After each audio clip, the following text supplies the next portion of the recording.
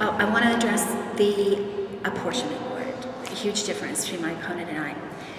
The apportionment board is extremely important. It's the board that, after every census, reapportions the General Assembly districts, and then those new seats reapportion our congressional districts.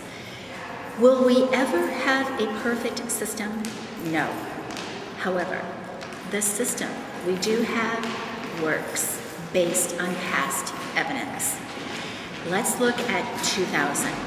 Republicans were in control of reapportioning. They reapportioned.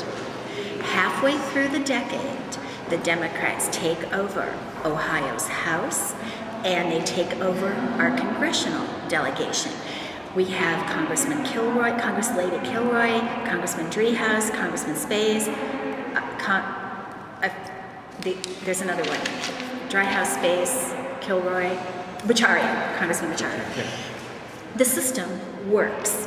The way it is set up now, you and I, normal, everyday Ohioans, we choose the majority of that board. We directly vote for them because we vote for the governor, we vote for the state auditor, and we vote for the Secretary of State.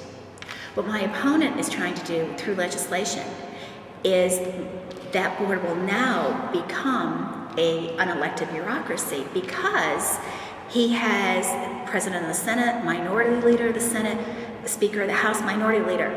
I, as a voter in Ashtabula County, I don't vote for those four individuals.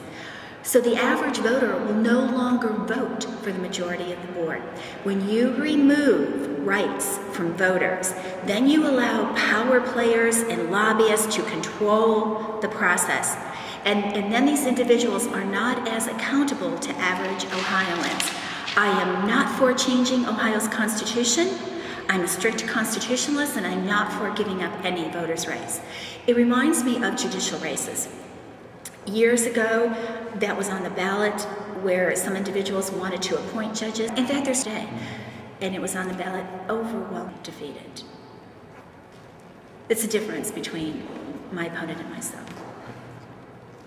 What do you think about the current Secretary of State's directive on political parties and declaring during the primary? Classic example of her style that causes problems in the voting system. First of all, in the voting system, any changes need to be reasonable, they need to be cost-effective, and they need to be made with enough time to implement them.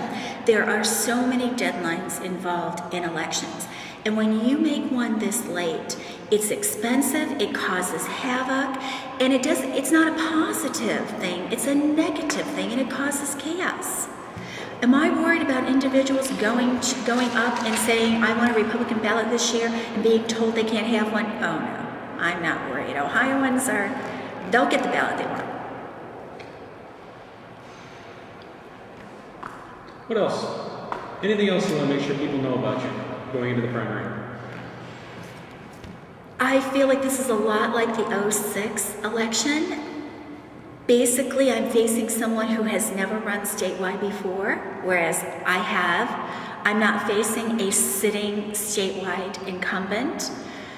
I have proven that organization can beat money, and I'm going to do it again.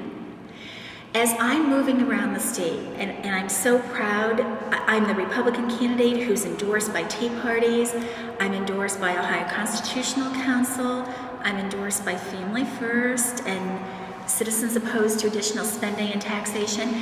These are conservatives, and what I'm telling them is, don't fall for the rhetoric. My opponent's going to try to buy this election.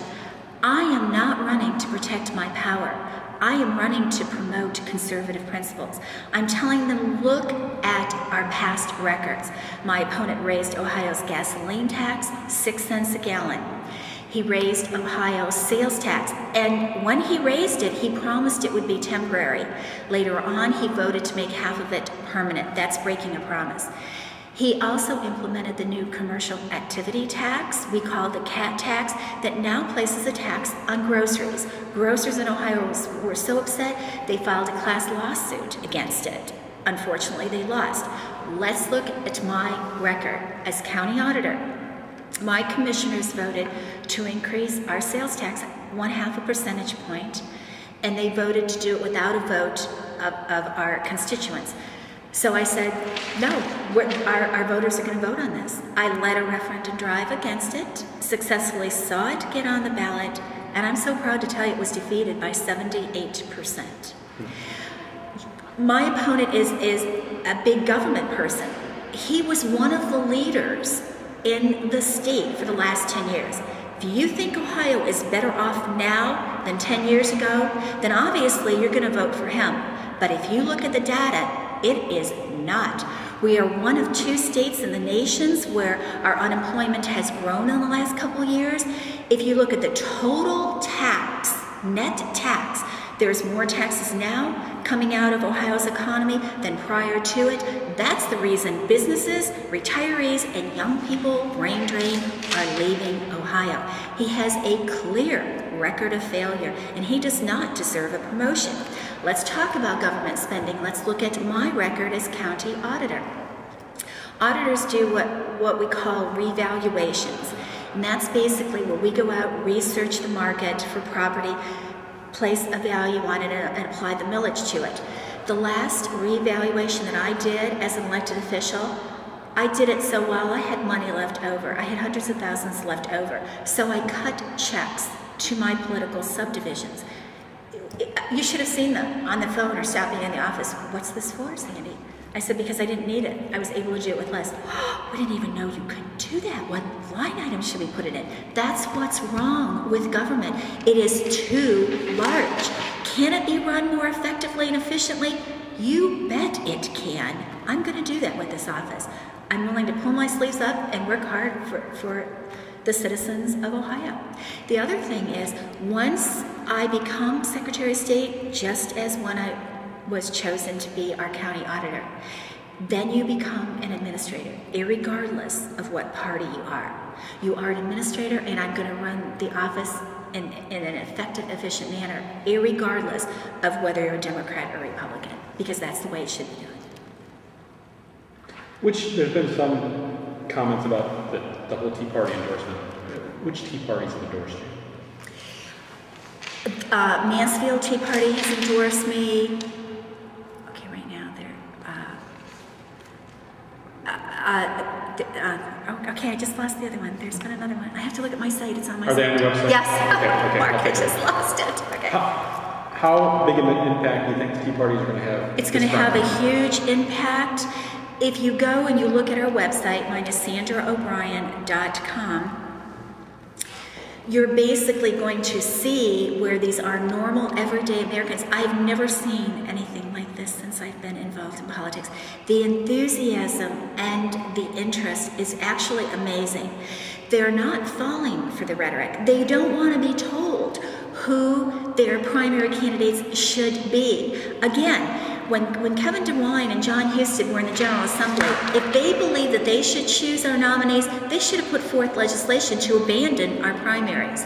The voters want to choose the best candidate to represent them. They're looking for anchored, principled individuals. Akron Tea Party was the other one that endorsed me. And when I speak to them, I'll tell you what, they ask tough questions, and they will not give you the questions ahead of time. They always invite my opponent. He will not come. He will not go in front of them without knowing the questions ahead of time or face conservative groups. But to be real honest with you, if I had his record on increasing taxes and government spending, I can understand his reluctance to go in front of them. They're no nonsense. They're no nonsense. And they're not going to fall for the rhetoric anymore. They want to look at records. And that's what I'm telling them. Good. Look at our records. You have, in the Republican primary, there are 2 individuals running.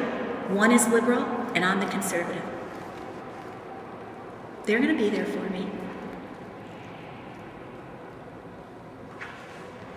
Okay. Okay, great.